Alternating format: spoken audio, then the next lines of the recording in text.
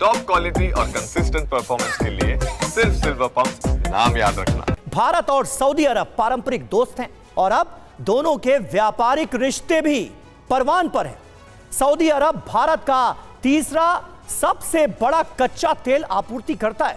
2023-24 में भारत को सऊदी अरब ने 33.35 मिलियन टन कच्चे तेल की आपूर्ति की थी।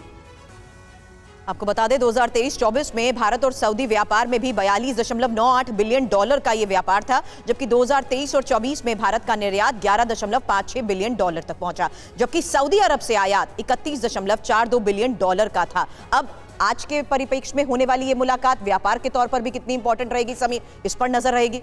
बिल्कुल, और सऊदी अरब ने भारत में 10 बिलियन डॉलर का निवेश किया है भारत में, जबकि भारत का सऊदी अरब में जो निवेश है वो 3 बिलियन डॉलर का है। तो इस लिहाज से भी ये खबर अपने आप में बहुत अहम है। फिरोज बख्श साहब हमारे साथ मौजूद हैं। फिरोज साहब, किस तरह से आप इस दौरे को देखते हैं और प्रधानमंत्री नरेंद्र मोदी का मुस्लिम देशों के साथ ये जो कनेक्शन है, ये जो डिप्लोमेसी है, ये जो फॉरेन पॉलिसी है, इसे आप कैसे एनालाइज करेंगे? और सऊदी अरब का तो जो सर्वोच्च सम्मान है वो भी हासिल हो चुका है पीएम मोदी को। समीर अब्बास साहब, सबसे पहले तो मैं आपको और आपके चैनल को इस बात की मुबारकबाद देना चाहूँगा कि इस तरह का जो डिबेट और डिस्कशन है जी, इसमें ना कोई धां ना तू मैं ना कोई और इस किस्म की बात जो कि हमें सुनाई नहीं देता। देखिए, ये सवाल बड़ा इंपॉर्टेंट है आपका।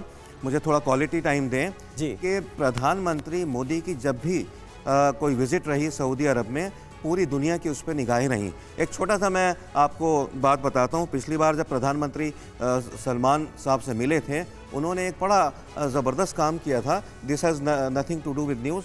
उन्होंने जो है उसका रामायण का तर्जुमा अरबिक में करके और सर पे रख के लाए थे उनके वहाँ के जो भी लोग थे, और उन्होंने प्रेजेंट किया था प्रधानमंत्री मोदी को। पहली बात। दूसरी बात, जो जन गण मन है हमारा राष्ट्रगान, उसको भी उन्होंने, उनका जो फौज का सबसे जो बड़ा जो उनका पैनल होता है, उसने गाया था।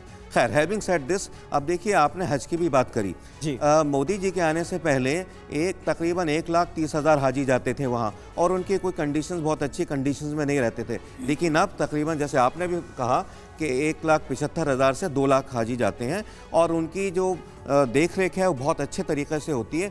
दूसरी बात, अच्छा, तीसरी बात यह है, जो हमारे दोस्त हैं संजय भारद्वाज साहब, इन्होंने बड़ी इंपॉर्टेंट एक बात कही कि पिछले 8-10 साल में सऊदी अरब का जो रुझान था वो पाकिस्तान की तरफ था। आज सऊदी अरब का रुझान 100% मैं कहूँगा हिंदुस्तान की तरफ है। उसे पता है कि हिंदुस्तान एक पीसफुल मुल्क है। और देखिए, 6 स्ट्रैटेजिक इसमें जो है वो होंगे, सारे सौदे होंगे, और स्ट्रैटेजी के अलावा एजुकेशनल भी बात वहाँ पे होगी, पॉलिटिकल भी, क्योंकि सऊदी अरब इस बात को समझ गया है कि Modi today is a celebrated world statesman. और अभी एक और बात कही थी इन्होंने, सुरभि ने, उन्होंने बात करी थी बॉन्डिंग की। मैं कहूँगा जो केमिस्ट्री है इनकी, सलमान साहब की और मोदी साहब की, ये तो ऐसी है कि मतलब उनका चेहरा खिलखिला जाता है, बिल्कुल मुस्कुराहट होती है। और आखिर में कह के मैं इजाज़त लूँगा आपके सवाल का जवाब देके।